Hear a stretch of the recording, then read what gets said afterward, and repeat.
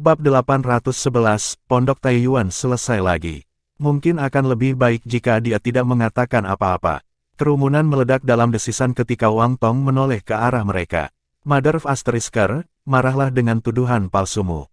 Apakah ada orang di sini yang tidak mengetahui kode etik klan Anda? Adalah satu hal untuk menjadi penindas lalim dan menggertak yang lemah, tetapi kamu bahkan seorang pencuri yang berkolusi dengan sampah asing. Petik 2. Dan yang paling tercela adalah menjual pil panjang umur senilai 2 juta untuk 10 juta. Bahkan seekor lintah tidak menyedot darah manusia seperti itu.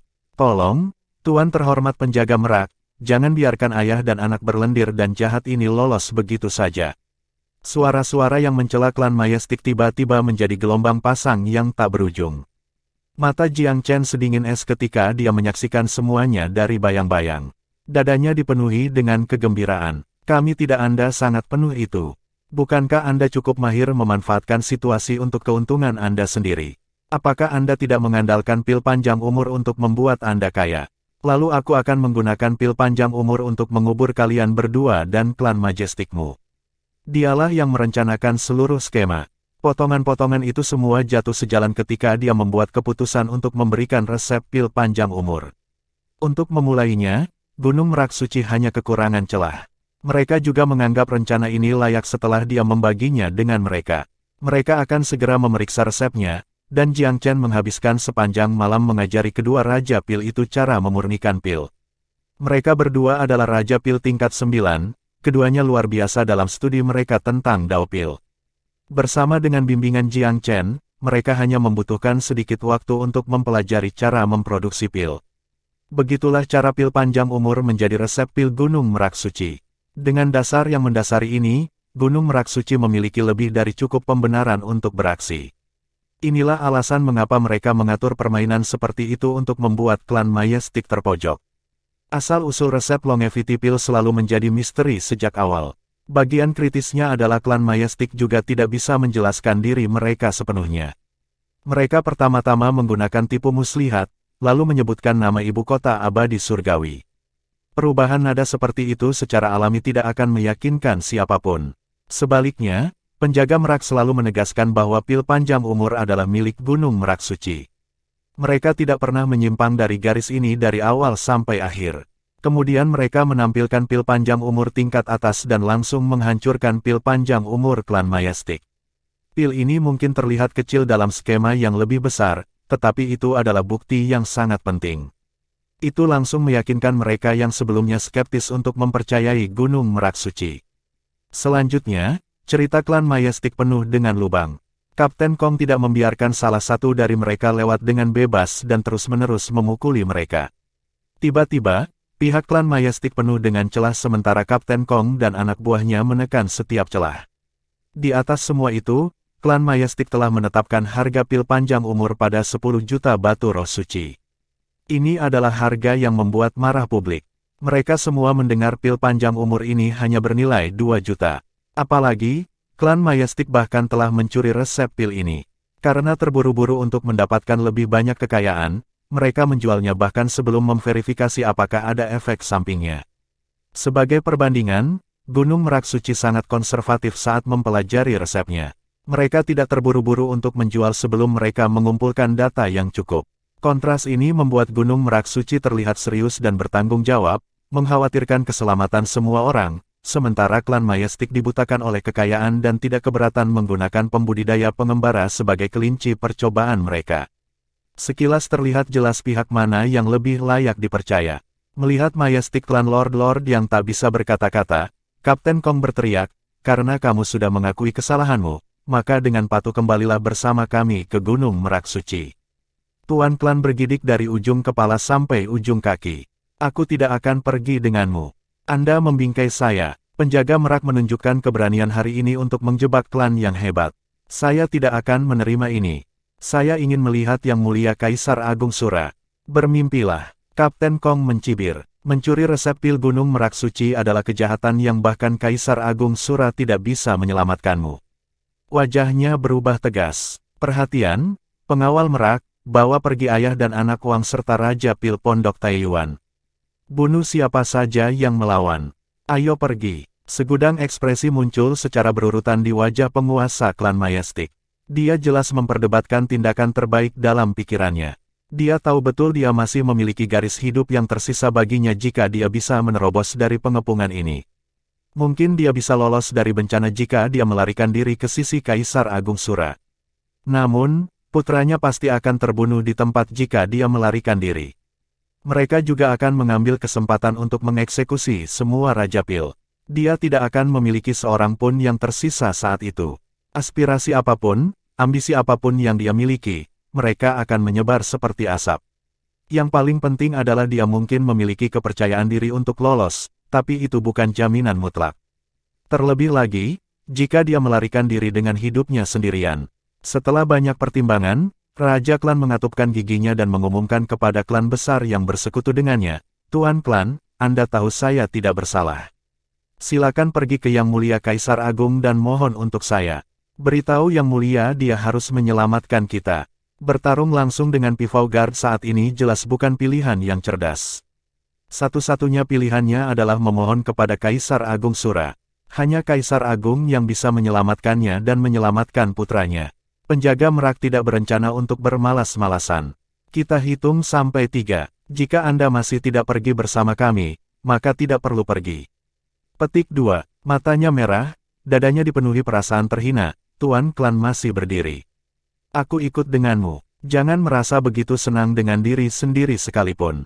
Kaisar Agung Sura tidak akan pernah membiarkanmu lolos dengan rencana jahatmu. Kamu masih ingin berdalih bahkan ketika kematian mengetuk pintumu. Buktinya sangat mudah. Semakin banyak Anda berdebat, semakin celaka nasib Anda. Kamu bahkan berani mencuri sesuatu dari Gunung Merak Suci. Kamu bahkan berani berkolusi dengan kekuatan asing dan membocorkan resep rahasia Gunung Merak Suci. Kamu benar-benar pantas mati. Petik 2. Tuduhan berturut-turut ini seperti petir yang menyambar penguasa klan. Dia tidak bisa menahan keinginan untuk berkedut. Penjaga Merak mengambil ayah dan anak dari klan Majestic, serta Raja Pil. Mereka memisahkan kerumunan dan pergi dengan gembar-gembor. Hanya penjaga Shuro dan penguasa klan yang tertinggal, terperangah. Kenapa kamu masih menatap seperti orang bodoh? Cepat dan beritahu Raja Bulan. Petik 2. Kita harus segera memberitahu Yang Mulia Shuro. Masalah besar sedang terjadi kali ini. Aduh, siapa sangka resep pil panjang umur akan menyebabkan begitu banyak masalah. Saya juga menganggapnya aneh. Saya terus bertanya kepada Tuan Klan dari mana pil panjang umur berasal, tetapi dia selalu mengitari subjek. Mungkinkah dia benar-benar mendapatkannya dari Gunung Merak Suci? Kali ini, bahkan sekutu klan Majestic curiga terhadap penguasa klan. Lagi pula, mereka sebelumnya juga bertanya tentang asal-usul pil itu, tetapi Tuan Klan selalu bertindak rahasia dan tidak pernah mau mengungkapkan kebenaran. Apa gunanya membicarakan ini sekarang? Kapten penjaga Shuro sangat marah. Cepat ke istana Shuro dan laporkan kepada Yang Mulia dan Raja Bulan. Benar, Moon Monarch adalah saudara angkat Lord Wang. Dia pasti tidak akan duduk diam dan melihat ini terjadi. Klan-klan besar ini tampak megah dan megah ketika mereka tiba, tetapi sekarang mereka tampak seperti anjing liar, satu dan semua. Mereka semua memotong angka maaf. Semangat juang mereka jelas sangat rendah setelah manuver penjaga Merak. Itu bukan urusan mereka sejak awal. Jika klan Majestic benar-benar mencuri resep pil dari Gunung Merak Suci, mereka juga akan mengikutinya dan diselimuti rasa malu. Kerutan di dahi Tuan Klan Murong sangat intens. Dia adalah yang paling gugup, dan juga yang paling takut. Jika resep pil klan Majestic benar-benar telah dicuri dari Gunung Merak Suci, dan jika mereka bahkan menyelundupkannya ke ibu kota surgawi abadi, maka klan Majestic tamat. Ini mungkin membahayakan siapapun yang terkait dengan klan Majestic. Dengan klan Murong yang begitu dekat dengan klan Majestic, mereka pasti akan terlibat. Bagaimanapun, Tuan Klan Murong dan Tuan Klan Majestic adalah saudara ipar. Segel kertas Gunung Merak Suci ditempelkan di depan pondok Taiyuan. Itu adalah dua lembar kertas sederhana, namun lebih menakutkan daripada segel apapun. Tidak ada yang berani mendekat dalam jarak 3 meter dari area itu. Klan Majestic yang sebelumnya gemilang telah menjadi sangat menyedihkan dan sunyi dalam sekejap mata. Melihat papan nama pondok Taiyuan yang hancur tergeletak di tanah, semua orang meratap. Pembalasan benar-benar datang lebih cepat dari yang dibayangkan. Bukankah begitu? Mereka membalas dendam terhadap ayah dan anak House Wei, tetapi lupa bahwa pantat mereka sendiri tidak bersih. Layani mereka dengan benar. Rumah Wei sangat jujur, dan Raja Pil mereka memiliki kemampuan asli. Klan Majestic menyerang mereka hanya karena cemburu. Tepat sekali, klan Majestic selalu seperti ini. Mereka tidak bisa mentolerir orang lain. Yang terbaik adalah membasmi faksi seperti itu sesegera mungkin, atau mereka akan menjadi bencana bagi ibu kota Velurium di masa depan. Memang, tindakan penjaga merak kali ini benar-benar memuaskan. Bukankah begitu? Penjaga merak selalu adil dan tidak memihak. Kalau tidak, apa menurutmu mereka bisa bertahan sebagai faksi nomor 1 di ibu kota begitu lama? Benar, hari ini menunjukkan kepada kita bahwa Pivot Guard memang lebih bisa diandalkan. Sebagai perbandingan, kerumunan belum bubar dari jalan. Semua orang jelas merasa perjalanan hari ini tidak sia-sia. Mereka awalnya berencana untuk mengunjungi Taiyan Lodge pada hari pertama pembukaan kembali mereka dan melihat apakah sesuatu yang menarik akan terjadi. Siapa yang mengira mereka benar-benar bisa melihat drama yang begitu hebat? Harus diakui rasanya sangat memuaskan. Secara khusus, banyak orang merasa bersyukur ketika mereka melihat ayah dan anak Majestic yang kecewa dibawa pergi oleh penjaga merak. Di dalam kerumunan, Pilking Lu Feng juga senang. Melihat klan Majestic dalam masalah besar tentu saja membuatnya gembira. Dia berjalan ke papan nama yang hancur dan dengan kejam meludahinya. Dia bersumpah, klan hebat yang tidak mempraktikkan kebajikan dan tidak mengumpulkan karma positif, melayani Anda dengan benar. Langkah Pilking Lu Feng menjadi ringan dan sigap seolah-olah dia telah dibersihkan oleh angin musim semi. Dia berjalan pergi. Drama hampir berakhir. Dalam perjalanan kembali, dia tiba-tiba bertemu dengan dua orang yang menghalangi jalannya. Pilking Lu Feng, membuang undangan klan Majestic dan diam-diam menonton pertunjukan itu, bukankah itu sangat menarik? Ayo, jalan-jalan bersama kami. Pilking Lu Feng tiba-tiba menjadi sangat marah. Apa-apaan kamu, tersesat? Dia melemparkan pukulan, tetapi yang di depan tertawa nakal. Hehe, kamu orang tua sialan, apakah kamu benar-benar menyerangku? Saya tidak akan meminta bantuan Anda terakhir kali jika saya tahu. Petik 2. Pilking Lu Feng membeku begitu dia mendengar suara ini. Kamu, Tuan Muda San. Orang lain maju dan menepuk bahunya. Oleh Lu, saya cukup senang dengan sikap Anda kali ini. Anda lulus ujian saya. Saya berpikir untuk secara resmi menerima Anda sebagai murid saya. Suara ini secara alami adalah Jiang Chen. Tuan yang terhormat. Pilking Lu Feng sangat gembira saat mendengar suara ini. Jiang Chen tersenyum. Ayo pergi, kita akan mengobrol setelah kita kembali. Jiang Chen dan Tuan Muda Jisan telah tiba di tempat kejadian beberapa waktu lalu. Hanya saja, satu-satunya misi mereka hari ini adalah menyaksikan drama itu terungkap. Namun, sambil menonton, mereka juga mengamati yang lain pada saat yang sama. Mereka secara tidak sengaja melihat Pilking Lu Feng membuang kartu undangan, meludah dan menginjaknya. Jiang Chen menganggapnya lucu, dan dia juga mengerti bahwa niat Pilking untuk mencari perlindungan dengannya memang tulus dan tulus. Jika tidak, karena dia tidak tahu Jiang Chen hadir di tempat kejadian, dia secara alami tidak bisa dengan sengaja memasang muka untuk dia lihat. Bab 812, Kaisar Sura. Apa katamu? Ayah dan anak Wang ditangkap oleh penjaga merak. Di Aula Sura, Raja Bulan tiba-tiba berdiri ketika dia mendengar laporan kapten bawahannya. Wajahnya tampak sehitam pasta kacang hitam. Ya, Kapten Kong telah mengerahkan lebih dari 100 pengawal merak, dan mereka semua termasuk yang terbaik dari yang terbaik. Mereka datang dengan persiapan. Apa pembenaran mereka? Mereka tidak mungkin menahan mereka tanpa alasan, bukan? Raja Bulan jelas tidak bisa menerima hasil ini. Mereka mengatakan bahwa ayah dan anak Wang mencuri resep pil-pil panjang umur dari Gunung Merak Suci. Bukti yang mereka berikan sebenarnya cukup meyakinkan, kapten ini sebenarnya mulai membela penjaga merak untuk membebaskan diri. Dengan bukti ini, dia setidaknya bisa membuktikan bahwa pengawal Shuro yang hadir di tempat kejadian tidak sepenuhnya tidak berdaya. Resep pil panjang umur, bagaimana mungkin itu milik Gunung Merak Suci? Semakin Raja Bulan mendengar, semakin bingung dia. Apakah mereka benar-benar mempercayai klaim pihak lain?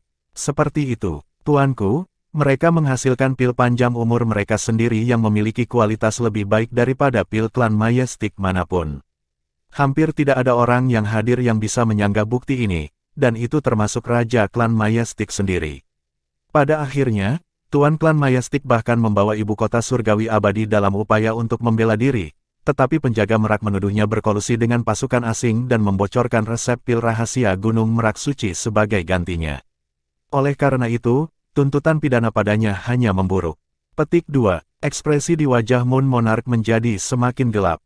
Dia mengutuk pelan, tidak cukup baik untuk mencapai apapun, namun cukup baik untuk menghancurkan segalanya. Tidak ada yang tahu apakah dia mengutuk bawahannya atau penguasa klan Mayastik. Namun, masalah ini sangat mendesak. Raja Bulan mengerti bahwa tuduhan kriminal seperti ini adalah masalah serius. Jika tuduhan kriminal palsu yang mereka buat dapat memungkinkan mereka untuk menangkap ayah dan anak Wei sejak awal, maka tuduhan terhadap klan Mayastik sudah cukup untuk membuat seluruh klan mati puluhan atau ratusan kali lipat. Hal ini terutama berlaku untuk tuduhan terakhir di mana mereka dituduh berkolusi dengan pasukan asing dan membocorkan resep pil rahasia. Tidak ada keraguan bahwa klan Mayastik akan dimusnahkan selama 9 generasi jika pihak lain benar-benar ingin menyelesaikan hukumannya. Bahkan, itu mungkin menyeret kekuatan lain ke dalam kekacauan. Itulah mengapa Raja Bulan tidak bisa lagi tinggal diam. Dia mengerti bahwa masalah ini telah di luar kendalinya, dan sudah waktunya untuk meminta instruksi dari Kaisar Agung. Kaisar Sura juga sedikit terkejut ketika mendengar laporan Raja Bulan. Bagaimana hal seperti itu bisa terjadi? Ceritakan detailnya. Meskipun Kaisar Sura sedikit terkejut, dia tidak menunjukkan tanda-tanda kepanikan sama sekali. Sikap seorang kaisar yang hebat saja adalah sesuatu yang tidak dapat disaingi oleh bawahannya. Raja Bulan menjawab, Tuan klan yang hebat itu semuanya hadir hari itu. Haruskah saya memanggil mereka agar Anda dapat menanyai mereka dengan cermat? Petik 2. Para penguasa klan masuk, masing-masing menyembunyikan ketakutan di wajah mereka. Mereka biasanya tidak seketakut ini ketika bertemu Kaisar Sura, tapi itu tidak terjadi hari ini. Mereka telah mengizinkan penjaga Merak untuk menahan ayah dan anak Kuang tepat di depan mata mereka. Tetapi terlepas dari kekhawatiran mereka, Kaisar Sura jelas tidak ingin menyalahkan, hanya mengangguk acuh tak acuh, tidak perlu menahan diri. Anda bijaksana untuk tidak melawan penjaga Merak dalam situasi seperti itu, karena kerugian kami hanya akan lebih besar. Mereka akan memiliki lebih banyak alasan untuk menimbulkan masalah bagi kita. Petik 2. Kaisar Sura benar-benar pantas disebut penguasa suatu wilayah. Kata-katanya segera menghilangkan kekhawatiran mereka. Sekarang bicara, semakin detail, semakin baik. Maka para penguasa klan memberi Kaisar Sura laporan lengkap tentang situasi yang telah terjadi. Karena dia mendengar ini dari sudut pandang bawahannya, Kaisar Sura mengerutkan kening dan mengajukan pertanyaan kepada mereka, kamu ada di sana. Apakah menurutmu klan Mayastik telah mencuri dari Gunung Merak Suci, atau apakah menurutmu mereka dijebak? Saya pikir mereka dijebak. Saya pikir mereka juga dijebak. Tak satu pun dari mereka mengatakan apa yang mereka pikirkan tentang situasi itu. Bicaralah dengan jujur, ekspresi Kaisar Sura menjadi gelap. Para penguasa klan saling bertukar pandang dengan cemas. Sebenarnya, mereka berpikir bahwa penguasa klan Mayastik dan putranya terlihat sangat mencurigakan. Bagaimanapun, bukti yang dihasilkan oleh penjaga Merak sangat kuat. Selain itu, Raja klan Mayastik dan putranya telah menghindari pertanyaan setiap kali Raja klan ini mendesak mereka tentang asal-usul pil panjang umur. Tapi bagaimana mereka berani mengatakan yang sebenarnya kepada Kaisar Sura? Yang mulia, situasi saat itu sangat tidak menguntungkan bagi klan Mayastik. Pada akhirnya, bahkan Raja klan Mayastik sendiri tidak bisa memikirkan sesuatu untuk membela diri. Dia hanya memberitahu kami untuk memberitahu Anda bahwa dia dirugikan. Petik 2. Memang, terlepas dari apakah Raja klan Mayastik dianiaya, kita tidak bisa hanya berdiri dan tidak melakukan apapun untuk membantunya, bukan? Yang mulia, Kaisar Sura tampak acuh tak acuh, tampaknya kalian semua berpikir bahwa Tuan klan Mayastik dan putranya mencuri resep pil dari Gunung Merak Suci. Tuan-tuan klan semua bingung kata-kata. Absurd. Kaisar Sura membungkuk dengan dingin, saya kenal Raja klan Mayastik. Dia bukan orang yang begitu ceroboh. 1. Jika dia benar-benar mencuri resep pil dari Gunung Merak Suci, hal pertama yang akan dia lakukan adalah melaporkan pencurian itu kepadaku. 2. Tidak mungkin dia secara terbuka menjual pil panjang umur. Lagi pula, bukankah itu sama dengan memberitahu Gunung Merak Suci bahwa dia telah mencuri resep pil mereka? Oleh karena itu, tidak diragukan lagi bahwa penguasa klan Mayastik sedang dijebak untuk kejahatan yang dibuat-buat. Raja Bulan berdiri dengan tiba-tiba, jika ini adalah kejahatan yang dibuat-buat, izinkan saya untuk memimpin sekelompok pria dan menuntut pembebasan klan Majestic dari Gunung Merak Suci, Yang Mulia. Duduk, nada suara Kaisar Sura tidak kuat, tetapi ada martabat di dalamnya yang tidak menunjukkan ketidaktaatan.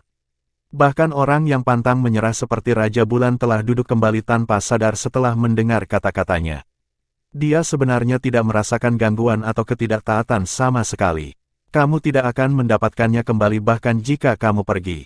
Faktanya, Anda bahkan mungkin ditangkap oleh mereka. Kaisar Sura terdengar seperti biasa. Lalu apa yang harus kita lakukan? Tuan klan Majestic adalah saudara angkat Raja Bulan. Dia adalah orang yang paling cemas dari semua yang hadir. Kita harus kembali ke akar masalah untuk menyelesaikan masalah ini. Meskipun klan Majestic tidak mencuri resep pil panjang umur, semua ini dimulai karena klan Majestic menekan House Wei. Meskipun Kaisar Shuro mungkin tidak mencampuri urusan duniawi, wawasannya selalu jelas dan tepat. Para pengikutnya diam, tetapi mereka semua harus mengakui bahwa kata-kata Kaisar Sura itu benar. Jelas sekali bahwa penjaga Merak sedang membalas dendam terhadap klan Majestic. Raja Bulan mengangkat alisnya, Yang Mulia, haruskah saya melakukan hal yang sama seperti sebelumnya dan mengembalikan bantuan kepada klan Naga Melingkar? Kami tidak takut untuk bertukar pukulan satu sama lain. Apakah kamu benar-benar berpikir bahwa kesempatan emas seperti itu akan muncul lagi? Kaisar Sura bertanya dengan acuh tak acuh.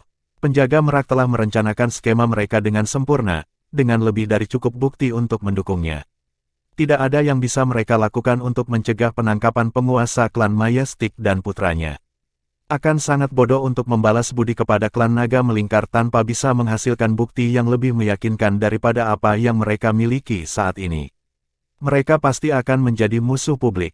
Raja Bulan berpikir sejenak sebelum menghela nafas tertekan, lalu apa yang harus kita lakukan? Berapa tarif ayah dan anak Wei? Kaisar Sura tiba-tiba bertanya. Mereka diinterogasi sebentar, tapi saya tidak melakukan penyiksaan terlalu jauh. Raja Bulan menjawab, bukankah aku sudah memberitahumu untuk tidak menyiksa mereka? Kaisar Sura mengerutkan kening. Mata Moon Monarch tampak sedikit mengelak. Ayah dan anak itu terlalu menjijikkan. Saya tidak tahan dengan mereka, jadi saya menghukum mereka secara diam-diam. Namun, itu tidak meninggalkan tanda-tanda yang akan diperhatikan oleh orang biasa. Absurd. Alasan utama kami menangkap mereka adalah untuk memaksa mereka menyerah pada kepentingan kami. Sudah buruk bahwa kamu secara pribadi menyiksa mereka, dan itu hanya memburuk dengan penangkapan ayah dan anak Wang. Petik 2. Raja Bulan berkata dengan marah, mereka akan menyiksa Raja Klan Majestic dan putranya juga, bukan? Bukti yang mereka miliki akan bertahan dari pemeriksaan, tetapi bukti yang Anda buat untuk menjebak ayah dan anak Wei tidak sekokoh sebelum penyelidikan publik. Disitulah letak perbedaannya. Kaisar Sura menghela nafas pelan, sudahlah, sudah terlambat untuk saling tuduh. Kami hanya bisa menghubungi Kaisar Agung lainnya dan mengunjungi Kaisar Pifau. Tapi saya pikir Kaisar Pifau telah berkultivasi dengan pintu tertutup. Kalau begitu kita akan menunggu sampai dia kembali, kata Kaisar Sura acuh tak acuh. Rumor mengatakan bahwa dia akan keluar dalam setengah bulan. Kaisar Sura melambaikan tangannya, perlakukan ayah dan anak Wei dengan baik selama setengah bulan ini, dan jangan menimbulkan masalah lagi selama periode ini. Saya akan menyelesaikan ini secara pribadi ketika Kaisar Pifau muncul. Pada titik ini, jelas bahwa pihak Kaisar Sura berada dalam posisi yang kurang menguntungkan.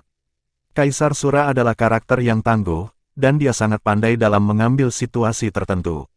Dia tahu kapan harus mundur ketika air pasang tidak menguntungkan. Insiden ini hanya akan tumbuh lebih besar jika mereka membalas, dan itu jelas tidak akan berjalan baik bagi mereka menilai dari bagaimana angin bertiup sekarang. Bagaimanapun, sumber dari insiden ini adalah klan Majestic. Meskipun Kaisar Sura telah menetapkan respons dasar kepasifan, Gunung Merak Suci tidak cukup kooperatif. Banyak toko pil di pasar Dewa Petani menemukan diri mereka dalam masalah setelah penguasa klan Majestic dan putranya ditangkap. Setiap hari, sekelompok ahli pil misterius akan mengunjungi toko pil dan menghancurkannya. Pil yang disediakan oleh toko pil ini akan dianalisis dan dikritik tanpa ampun oleh kelompok master pil misterius ini. Semua jenis rahasia gelap akan tumpah dalam prosesnya. Para raja pil dari toko pil yang diserang keluar untuk mempertahankan reputasi mereka, tetapi mereka semua dipukuli oleh satu master pil misterius. Master Pil akan berdebat dengan sangat fasih sehingga mereka tidak bisa melakukan apa-apa selain menerima kekalahan mereka dengan sedih. Kunjungan-kunjungan ini dengan cepat berkembang menjadi fenomena sehari-hari. Selain itu, toko pil yang diserang semuanya milik bawahan Kaisar Sura. Tidak hanya toko klan Majestic yang diserang, toko pil klan besar lainnya juga diseret. Dalam waktu singkat, setiap klan besar di bawah Kaisar Shuro takut dikunjungi berikutnya. Jelas bahwa Master Pil misterius ini dan kunjungannya yang merusak telah menjadi mimpi buruk semua orang akhir-akhir ini. Tidak peduli seberapa kuat Raja Pil yang mereka kirim. Hasil akhirnya selalu sama, toko pil ini mengalami pukulan telak terhadap reputasi mereka dan kehilangan sebagian besar bisnis mereka dengan sangat cepat. Selain itu, Raja Pil yang dikalahkan ini sangat kecil hati sehingga mereka hampir semua berhenti dari pekerjaan mereka. Jelas bahwa kekalahan mereka sangat buruk sehingga mereka tidak lagi memiliki wajah untuk terus bekerja di Velurium Capital. Dengan demikian, lingkaran setan mulai tumbuh. Toko pil dari klan besar di bawah Kaisar Sura kehilangan 70 hingga 80% dari bisnis mereka karena Master Pil misterius ini.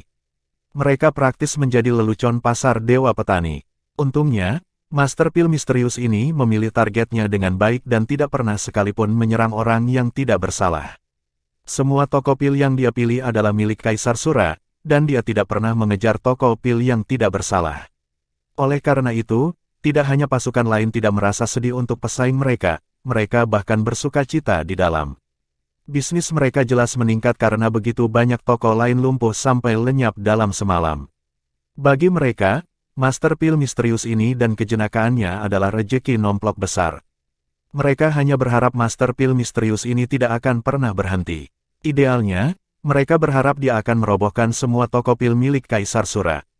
Sayangnya bagi mereka, setelah 10 hari atau lebih, tepat ketika Kaisar Sura sedang mempersiapkan dirinya untuk menghadapinya, Master Pil misterius itu menghilang.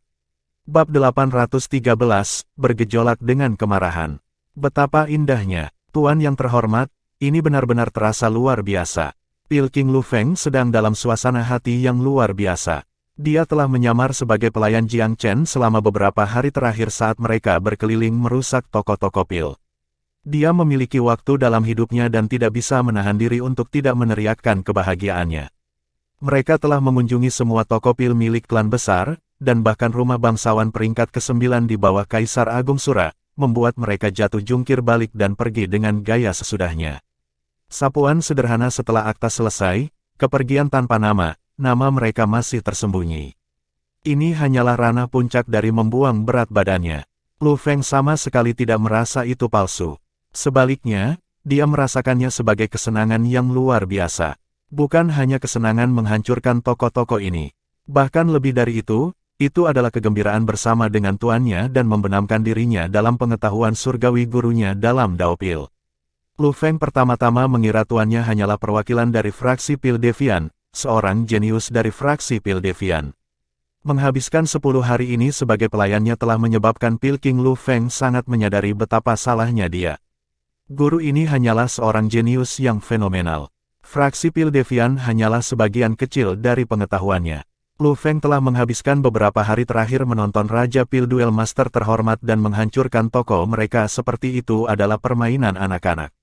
Semua pengetahuan duel Pil Masternya, semua berbagai teknik dan trik, mereka benar-benar membuat Lu Feng terperangah.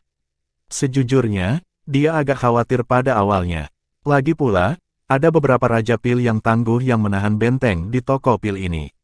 Namun, setelah terbiasa dengan situasinya, dia menyadari betapa absurdnya kekhawatirannya. Itu bukan duel pil, hanya menginjak-injak. Setelah 10 hari, pemujaan yang dia rasakan untuk tuan ini tidak terbatas. Old Lu, bahkan aku menyesal sekarang karena aku melihat betapa senangnya kamu. Kata Jisan yang tertekan dari samping. Tuan muda Jisan sangat ingin berpartisipasi dalam amukan, tapi itu tidak akan cocok dengan statusnya.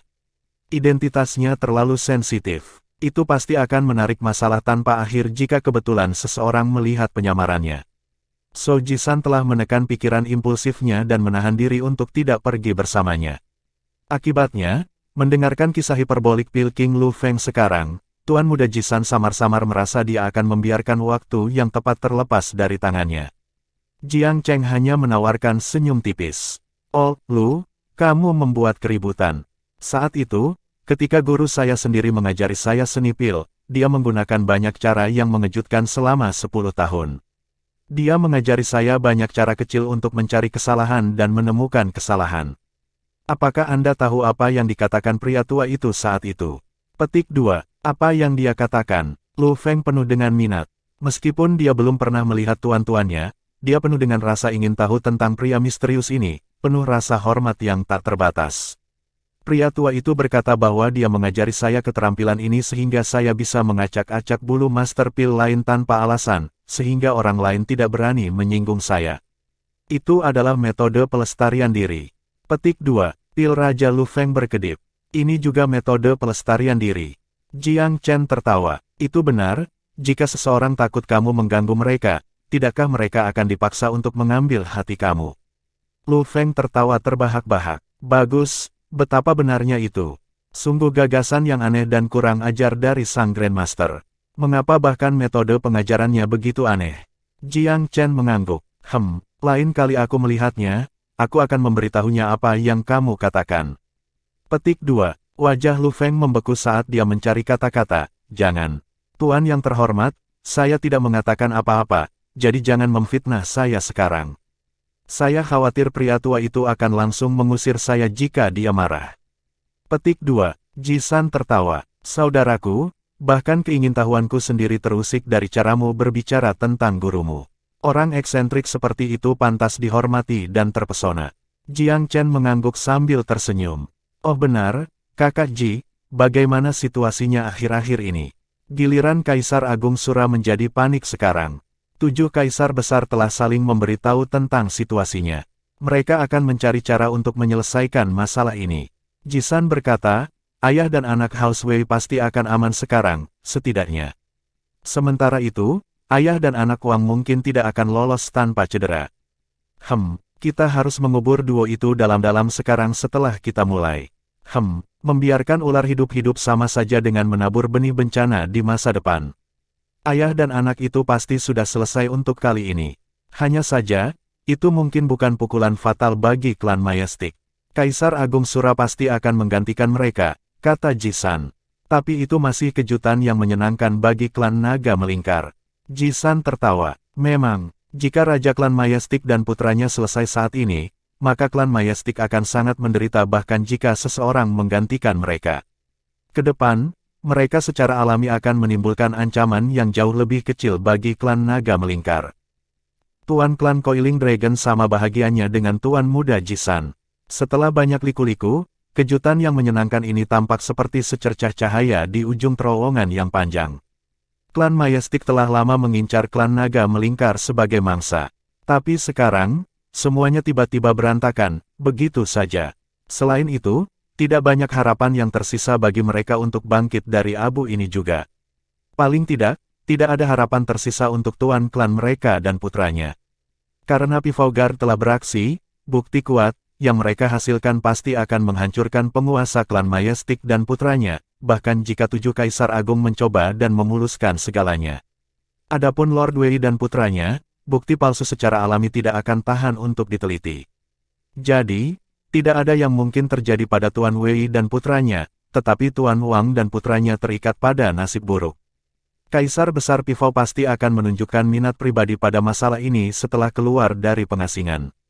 Begitu Kaisar Besar Pivau beraksi, semua orang harus memberinya pertanggungjawaban.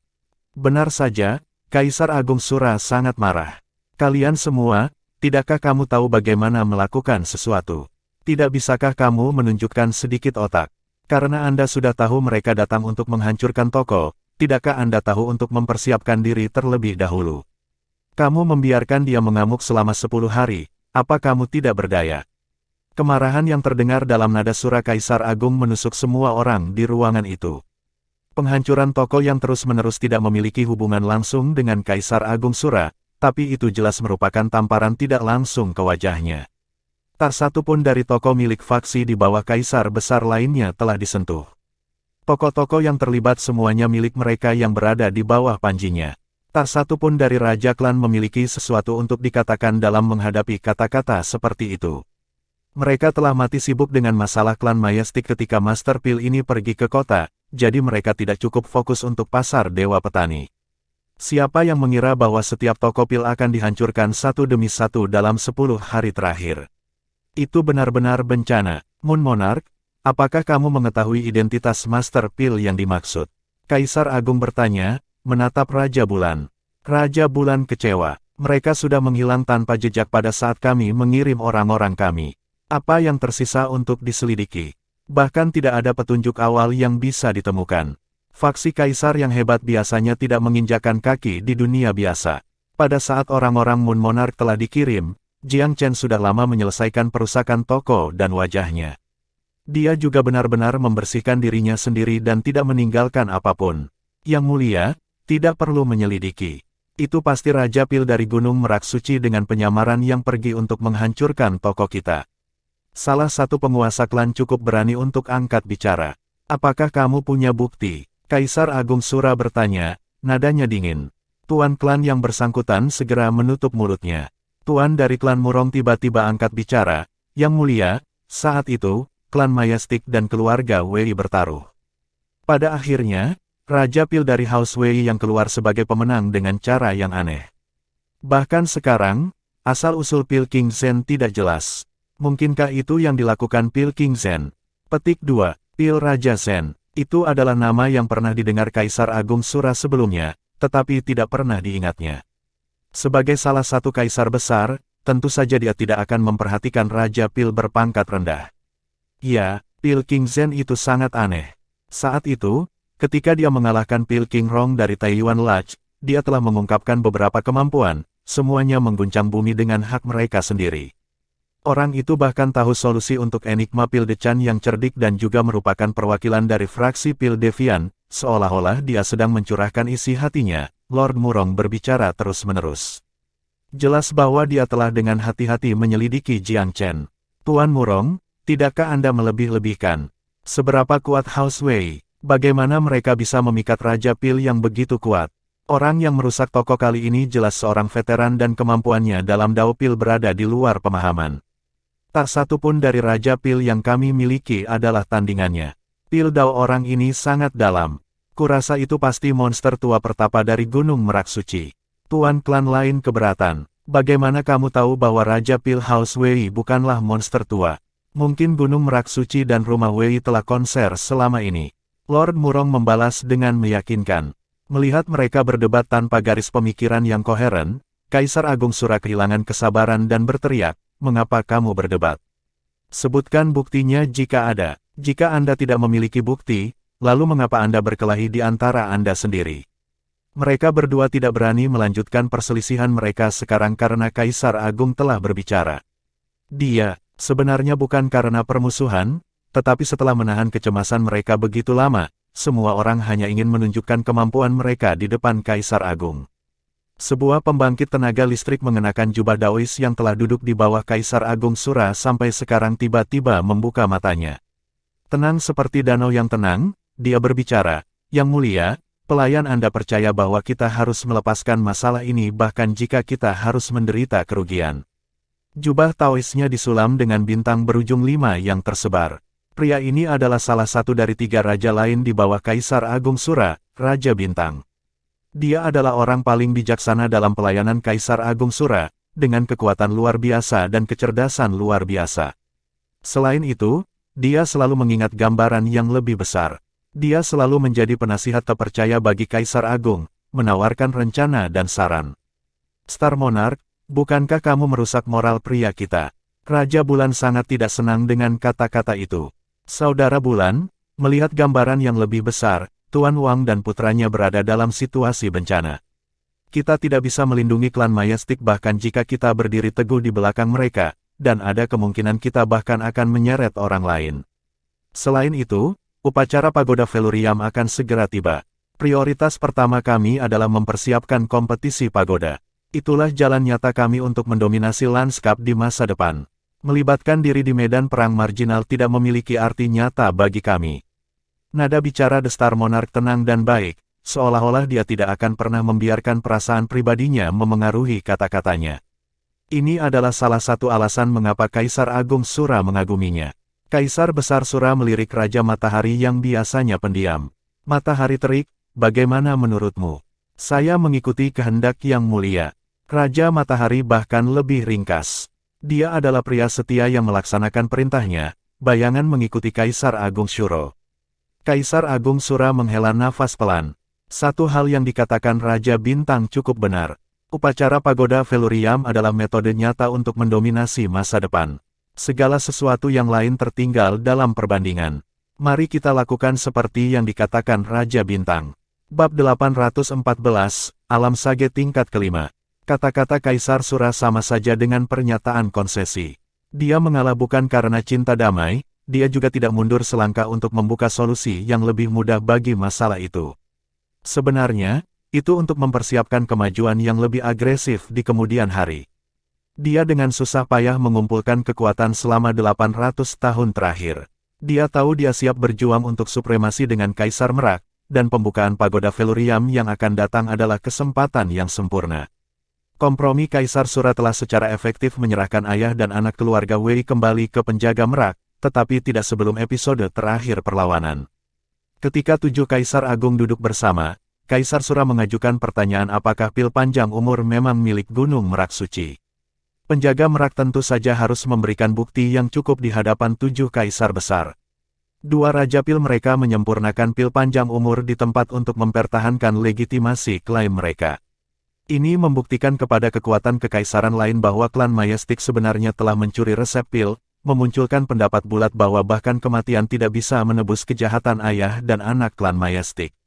Sekarang bahkan Kaisar Sura tidak bisa lagi melindungi ayah dan anak klan Majestic. Selain itu, Kaisar Sura tidak akan mengizinkan Raja klan Majestic untuk membawa ibu kota surgawi abadi. Tidak ada gunanya selain mempermalukan kam mereka sendiri. Itu malah akan memberi Kaisar Pivot kesempatan untuk mengkonfirmasi kolusi klan Majestic dengan kekuatan eksternal. Ini akan memperluas cakupan kerusakan. Kaisar Shuro tidak punya pilihan selain mengorbankan minoritas untuk memperbaiki tujuan yang lebih besar. Dan dengan demikian, ayah dan anak Wang dijatuhi hukuman mati. Masalah tentang ayah dan anak House Wei relatif sederhana. Penyelidikan terperinci mengungkapkan beberapa poin yang meragukan tentang penjajakan pil palsu mereka. Kombinasi saksi dan bukti material hampir tidak membentuk penjelasan yang masuk akal. Rupanya, Kaisar Sura tidak mau terlibat dengan mereka dalam hal ini. Dia hanya bermain bersama dan melepaskan Centrivire dan ayah dan anak House Wei. Jika tidak, dia sangat menyadari bahwa pembalasan gila Kaisar Pivot dapat meluas ke kolusi klan Majestic dengan ibu kota surgawi abadi. Kebenaran akan benar-benar sulit untuk dijelaskan pada saat itu. Jelas tidak ada hal seperti itu. Tetapi tidak ada cara untuk menyangkal apapun sekarang karena mereka dilapisi paling meyakinkan dengan kuas itu. 7 Kaisar Besar, setelah berkumpul, berbagi pemahaman bersama bahwa masalah seperti itu tidak boleh lagi diperpanjang. Itu adalah ayah dan anak Wang berbagi nasib paling tragis. Bahkan eksekusi mereka dilakukan di salah satu distrik yang ramai di Pasar Dewa Tani. Tidak sedikit orang yang datang untuk menyaksikan eksekusi tersebut. Itu adalah kesempatan yang cukup gaduh. Ayah dan anak klan Majestic tidak melakukan perlawanan apapun dan menerima pemenggalan kepala mereka seperti mayat berjalan. Baru pada saat itulah tirai jatuh pada casing sensasional ini. Orang yang terlibat, bagaimanapun, bahkan tidak repot-repot menyaksikan eksekusi. Jiang Chen telah menjalani budidaya pintu tertutup sejak episode sebelumnya dari gangguan gerbang yang mengganggu. Dia menyuruh Pil King Lu Feng mengawasi hal-hal bahkan setelah menara Taiyuan dimulai kembali untuk bisnis. Jiang Chen sekarang memiliki pemahaman yang jelas tentang situasi umum setelah semua yang dia alami. Baik klan Majestic maupun Kaisar Sura bukanlah titik akhir dari jalur Dao bela dirinya. Kekuatan adalah faktor penentu utama. Hanya mereka yang memiliki kekuatan absolut yang memenuhi syarat untuk berbicara dan membuatnya sehingga tidak ada yang berani menyinggung mereka. Ambil contoh serangan balik ini.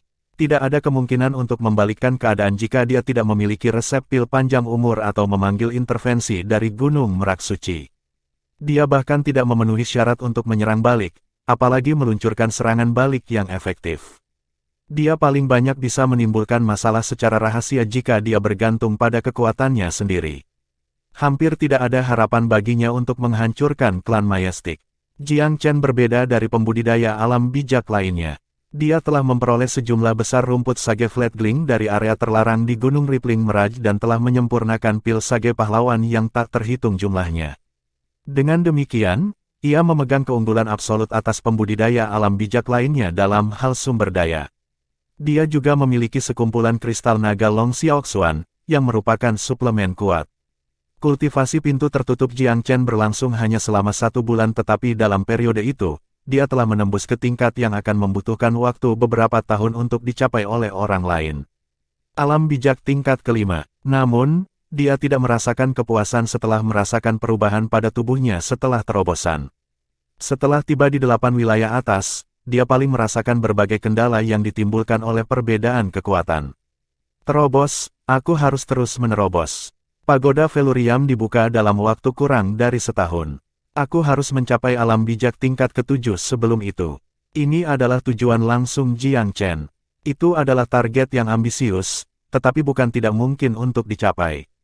Dia sebagian besar menghabiskan potensi pil sage pahlawan dan kristal naga, dan biasanya akan sulit untuk menggunakan metode seperti itu untuk menerobos sekali lagi. Tapi Jiang Chen masih memiliki pil senyum sage. Tuan klan naga melingkar telah memberinya 2 pil senyum sage.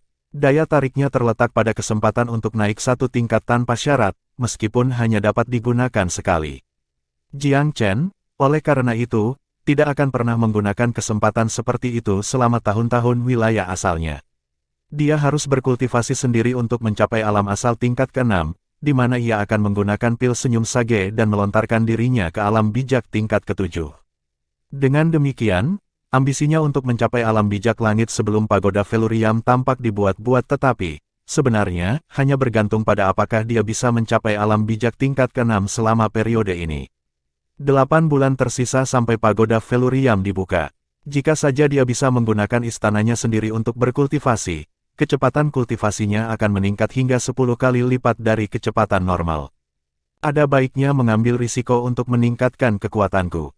Jiang Chen tahu bahwa akan sangat sulit untuk mencapai 2 terobosan berturut-turut dalam 1 tahun.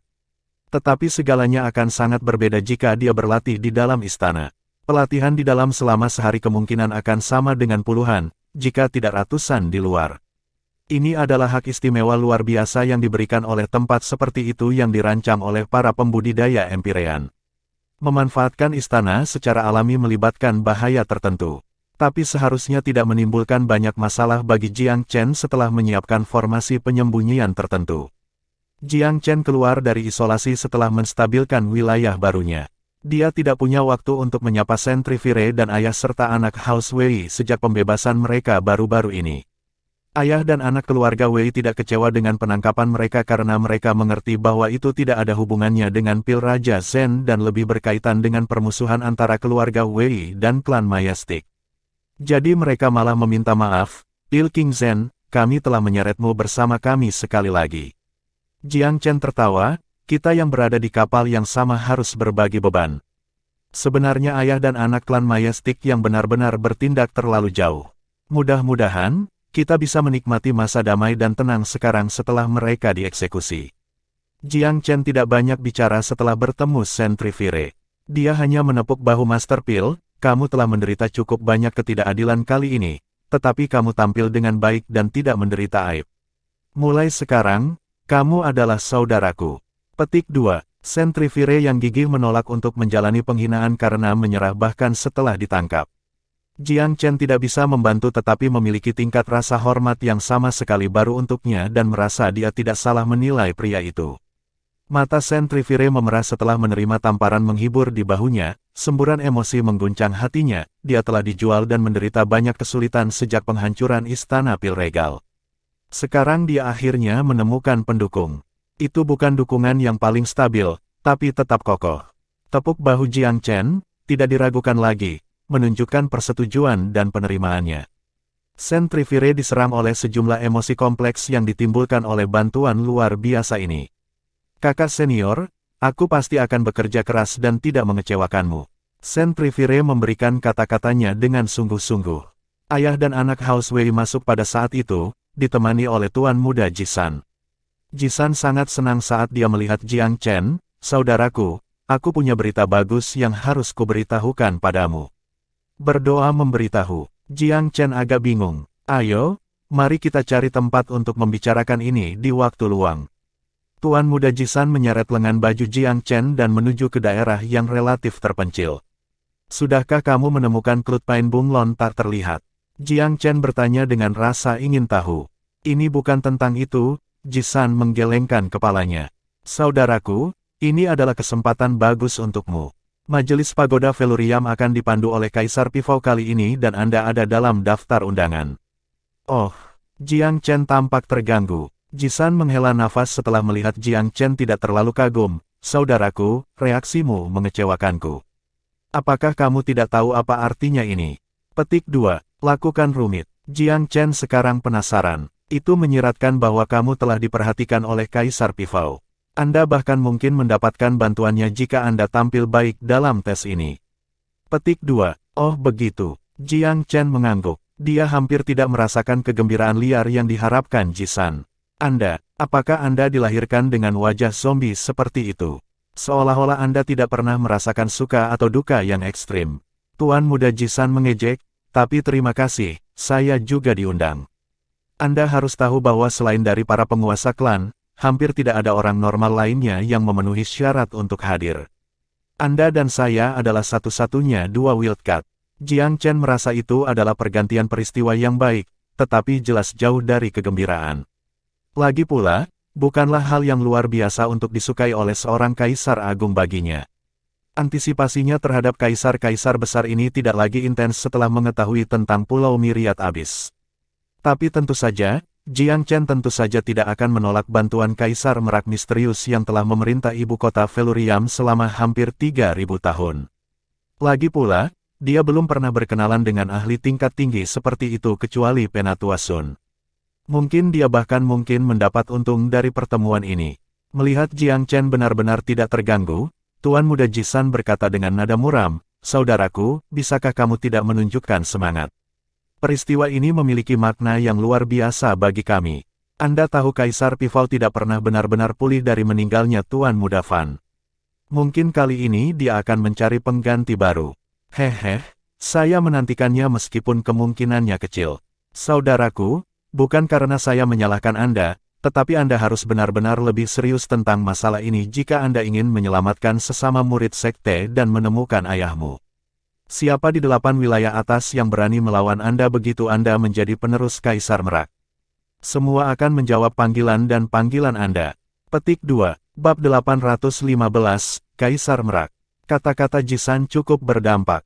Meskipun Jiang Chen memiliki sedikit minat untuk menjadi murid seseorang untuk mewarisi ajaran mereka, tidak diragukan lagi akan sangat berguna untuk upaya masa depannya jika dia bisa membuat koneksi ke Kaisar Pifau. Saudaraku, lihat di sana. Ibu kota surgawi abadi mengejarmu kemana-mana sekarang, tetapi jika kamu menjadi penerus Kaisar Merak, maka mereka tidak akan berani menyentuhmu bahkan jika kamu berdiri tepat di gerbang mereka. Itu perbedaan besar, bukan? Kan, meskipun agak kasar, kata-kata Jisan terdengar benar. Kaisar Pifau telah membuat nama untuk dirinya sendiri 3.000 tahun yang lalu, dan kemasyurannya tersebar di seluruh 8 wilayah atas. Bahkan kaisar besar dari sekte peringkat pertama tidak berani menentangnya. Jiang Chen menertawakan kegembiraan Jisan. Saudara Ji, segala sesuatu di dunia mengikuti jalan takdir. Itu telah membimbing kita bersama sebagai saudara, seperti yang terjadi pada pertemuan kebetulan dengan Wei Jie di Myriad Peoples City. Pertemuanku dengan Kaisar Pifau hanyalah utas lain dalam jaring kusut takdir. Mengenai apakah aku bisa menjadi muridnya, ya, kita biarkan takdir yang memutuskan. Jisan tercengang. Saudaraku, apakah Anda benar-benar percaya pada takdir, pada amanat surga? Jiang Chen tersenyum tipis sebagai jawaban. Dia menghela nafas pelan pada dirinya sendiri. Bagaimana saya tidak? Dalam kehidupan sebelumnya di alam suci, dia telah mengamati kehidupan banyak orang. Sebagian besar kehidupan dan peristiwa yang dia saksikan telah ditentukan oleh benang-benang takdir yang terjalin. Dua saudara laki-laki dari keluarga dan latar belakang yang sama dapat menempuh jalan yang sangat berbeda, hanya karena perbedaan nasib mereka. Jiang Chen curiga bahwa reinkarnasinya ke dunia ini juga memiliki benang takdir yang tersembunyi, tetapi tidak berani memikirkannya lebih jauh. Setiap kali dia melakukannya, dia akan sakit kepala. Segel kekacauan dalam kesadarannya hanya memicu teorinya, kehadirannya di sini sudah ditakdirkan. Apalagi yang bisa menjelaskan rantai segel di dalam kesadarannya.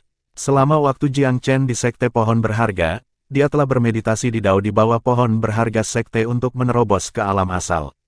Ditandai oleh fenomena alam, itu telah menyebabkan penemuan segel dalam kesadarannya untuk pertama kalinya.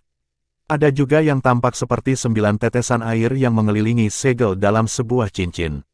Sampai saat ini, itu adalah misteri yang belum terpecahkan baginya. Jiang Chen belum mampu menganalisis segel saat pertama kali menerobos ke alam asal, dan dia masih tidak bisa bahkan sekarang, meskipun dia adalah alam bijak tingkat kelima.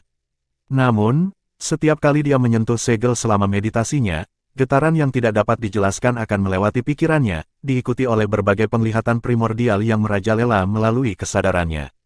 Jiang Chen merasa aneh, tetapi dengan rasa ingin tahu. Namun, selain rasa ingin tahu, dia tidak berniat menjelajahi segel secara paksa.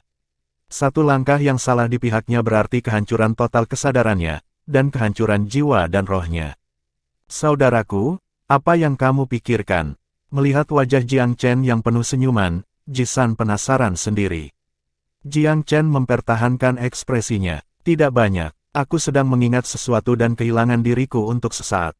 Oke, ya, kamu hanya harus benar-benar mengingat satu hal. Ini adalah kesempatan, dan ini mengarah ke lebih banyak lagi di masa depan. Kamu tahu bahwa 8 wilayah atas adalah inti dari wilayah manusia, dan sering ada acara diadakan untuk bertukar informasi antara faksi utama. Selama Anda memegang posisi yang cukup tinggi, Anda akan memiliki banyak kesempatan untuk bepergian sebagai bagian dari pertukaran ini, serta bertemu sesama jenius dari wilayah atas yang berbeda.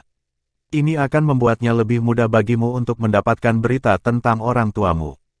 Jika kamu melakukannya sendiri, mungkin perlu 10 atau 20 tahun sebelum petunjuk muncul, tetapi dengan orang yang tepat, ya, mungkin hanya butuh 10 atau 8 hari, kan? Dari kata-kata Tuan Muda, Jiang Chen dapat mendengar bahwa Ji San hanya memikirkan kepentingan terbaiknya. Saudara Ji, saya akan menangani masalah ini dengan serius, dia mengangguk. Ji San akhirnya puas dengan sikap Jiang Chen.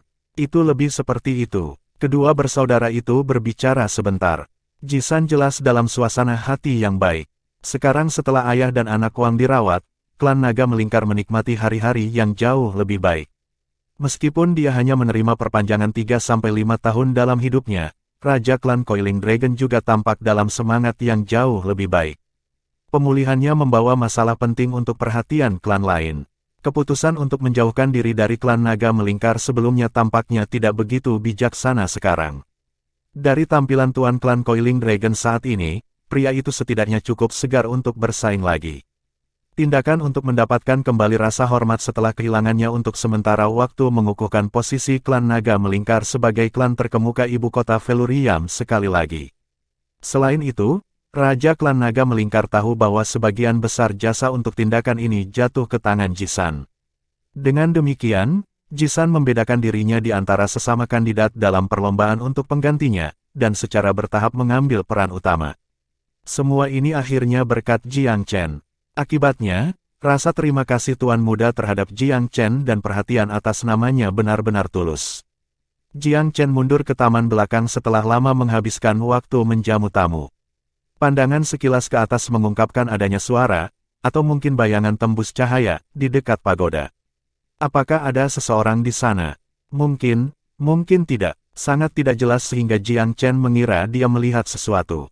Setelah pemeriksaan lebih dekat, dia menemukan bahwa ada seseorang di sana. Namun, orang itu sepertinya hampir menyatu dengan pemandangan taman. Siapa ini? Jiang Chen memanggil dengan suara rendah. Seseorang yang bisa menyelinap ke taman tanpa terlihat dan tidak terdeteksi pasti luar biasa. Selain itu, Menara Taiyuan memiliki aturan bahwa hanya anggota keluarga perempuan yang diizinkan di halaman belakang. Bahkan 10 pembudidaya alam bijak yang dipilih sendiri oleh Jiang Chen tidak memiliki hak untuk masuk. Ada sangat sedikit orang yang memenuhi syarat untuk masuk. Anak muda, aku sudah menunggumu untuk waktu yang lama sekarang. Apakah kamu memiliki keberanian untuk datang dengan orang tua ini dan berbicara sebentar? Suara itu asing bagi Jiang Chen, dan juga tidak memiliki petunjuk tentang identitasnya. Tapi, Ia memiliki magnetisme yang aneh, menembus ruang dan waktu dengan cara yang mistis. Jiang Chen mengerutkan alisnya. Pada saat itu, dia menemukan dirinya sedikit ragu-ragu. Jangan khawatir, jika orang tua ini ingin mencelakaimu, tidak perlu sandiwara seperti itu. Suara itu tertawa pelan sebelum keluar dalam sekejap. Prihatin dengan para wanita di halaman belakang, Jiang Chen mengejarnya dengan gigi terkatup. Dia sangat akrab dengan tata letak taman, tetapi mendapati dirinya tidak lagi berjalan di jalurnya. Saat dia melesat ke depan, dia sepertinya menuju ke jalan yang berbeda, tetapi hubungan antara keduanya mulus, hampir jika dia benar-benar datang dari jalan dekat pagoda. Apa ini? Hati Jiang Chen tenggelam, dan dia berhenti di jalurnya. Mengaktifkan mata dewanya, dia mengamati sekelilingnya. Apakah ini formasi? Sambil mengerutkan kening, Jiang Chen menyadari bahwa dia telah memasuki formasi yang ditetapkan oleh entitas lain tanpa menyadarinya. Formasi tempat dia berada sekarang sangat unik. Itu mampu menghubungkan dirinya dengan kenyataan dan membuat lanskap tambal sulam yang bahkan Jiang Chen tidak menyadarinya pada pandangan pertama. Setelah aktivasi, formasi Jiang Chen sendiri biasanya membentuk dunia yang konsisten secara internal. Itu selalu sangat berbeda dari dunia luar. Namun, formasi orang ini dapat terhubung dengan kenyataan, dan menjembatani kesenjangan dengan sempurna. Metode formasi yang ditampilkan di sini sangat menggerakkan Jiang Chen. Kamu memiliki mata yang bagus. Kupikir kamu akan membutuhkan waktu lebih lama untuk mengerti. Suara itu terdengar lagi, kali ini tepat di depan Jiang Chen. Bentuk tubuh muncul di dekat sepetak pohon pinus. Wujud entitas itu mengenakan jubah tau pelangi, dan memancarkan perasaan kuno. Pria itu bertubuh tinggi dan lurus, wajahnya terlihat jelas. Dia memiliki penampilan yang sangat tampan, dan garis-garis tubuhnya tidak kurang dari kesempurnaan. Siapa sebenarnya kamu, kalau boleh aku bertanya? Jiang Chen bertanya, meringis. Meskipun dia berada dalam formasi pria itu, Jiang Chen tidak kehilangan ketenangannya. Namun, pria lain membawa aura disorientasi di sekelilingnya. Seolah-olah Jiang Chen sedang berdiri di tepi pantai, dan tidak dapat mengukur kedalaman air di hadapannya, atau seolah-olah dia menatap hamparan yang tak berujung, dan tidak dapat mengetahui asal-usul bintang-bintang. Kedalaman pria itu membuatnya menjadi misteri. Menurutmu aku harus menjadi siapa? Pria itu tersenyum tipis, ekspresinya tenang. Mempertimbangkan pria itu sejenak, Jiang Chen tiba-tiba menyadari. Kaisar Merak, dia berseru keras. Pria itu tidak menyangkal identitasnya. Intuisimu cukup bagus. Dia tersenyum riang. Tiba-tiba, tatapan pria itu meningkat, meskipun ekspresinya tetap tidak berubah. Lalu, kamu Jiang Chen dari Myriad Domain. Apakah Raja Klan Coiling Dragon memberitahu Anda, Yang Mulia? Jiang Chen berkedip. Pria itu menyeringai acuh tak acuh. Kalau begitu, Tuan Klan Coiling Dragon mengetahui identitasmu selama ini. Ah, belut tua itu, dia tidak memberitahuku. Jiang Chen tidak mengatakan apa-apa. Nalurinya mengatakan kepadanya bahwa pria di hadapannya tidak perlu menipu. Jiang Chen, orang tua ini sudah mengenalmu sejak pertama kali menginjakkan kaki di Velurium Capital bersama Wei Jie. Orang tua, sejauh yang bisa dilihat Jiang Chen, wajah Kaisar Pifau adalah wajah seorang pria berusia 30-an. Dia tidak menunjukkan tanda-tanda usia. Oleh karena itu, Jiang Chen merasa bahwa sebutan, orang tua, pada pria itu agak aneh. Yang Mulia, menyebut dirimu orang tua sambil terlihat seperti itu, ya, rasanya agak aneh. Kaisar Pifau tersenyum lembut. Lalu, apa yang harus saya sebut diri saya? Haruskah saya menggunakan kerajaan kita, atau mengatakan, Kaisar ini? Apakah Anda tidak melihat bahwa saya tidak memiliki keinginan untuk berbicara dengan Anda sebagai Kaisar Merak? Mengapa demikian? Jiang Chen bertanya. Karena hari ini hanya kunjungan pribadi. Kaisar Pifau tertawa. Aku ingin melihat lebih dekat pada pemuda dari Myriad Domain, seseorang yang bisa menimbulkan kekacauan bahkan di jajaran Eternal Celestial Capital, dan melihat orang seperti apa dia. Sekarang aku di sini, aku mengerti, bahwa saya tidak membuat perjalanan saya sia-sia. Oh, dan apa yang Mulia lihat dalam diriku? Jiang Chen tertawa. Anda melihat melalui formasi saya, yang merupakan perbedaan pertama Anda. Anda mengidentifikasi saya, yang merupakan yang lain. Anda tidak cemas atau tidak nyaman, yang merupakan poin terakhir yang menguntungkan Anda. Apakah ketiga perbedaan ini tidak cukup memuaskan bagi saya? Jiang Chen tidak berpikir bahwa Kaisar Pifao akan dapat dengan santai meringkas begitu banyak. Yang mulia, Anda baru saja mengatakan bahwa Anda mengenal saya pada hari pertama saya tiba. Apa maksud Anda dengan itu? Saya tidak memiliki kesempatan untuk melihat Yang Mulia hari itu. Kaisar Pifao mengangkat bahu. Hari itu adalah pemakaman penerusku. Kamu ingat sebanyak ini, setidaknya. Tuan Muda Fan. Jiang Chen ingat keadaan di mana dia memasuki kota hari itu. House Wei menjadi pendukung setia Tuan Muda Fan. Wei Jie sangat putus asa setelah mendengar kematian yang terakhir. Seluruh rumah telah mengenakan pakaian putih pemakaman dalam peringatan dan peringatan. Tapi Jiang Chen masih tidak ingat pernah melihat Kaisar.